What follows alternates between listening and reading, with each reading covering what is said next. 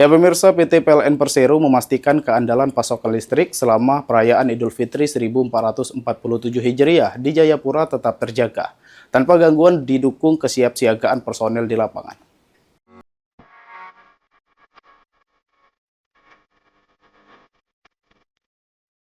Salah satu petugas, Zahro Ardila bersama puluhan personil lainnya tetap siaga di lokasi prioritas untuk memastikan listrik tetap andal selama pelaksanaan ibadah.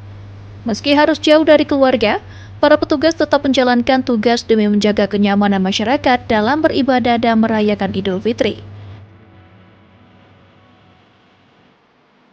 PLN juga melakukan pengamanan berlapis di sejumlah titik utama, termasuk tempat ibadah dan objek vital seperti rumah sakit, pusat perbelanjaan, serta pelabuhan. Dengan kesiapan tersebut, pasokan listrik di wilayah Jayapura terpantau aman dan mendukung kelancaran seluruh rangkaian ibadah Idul Fitri.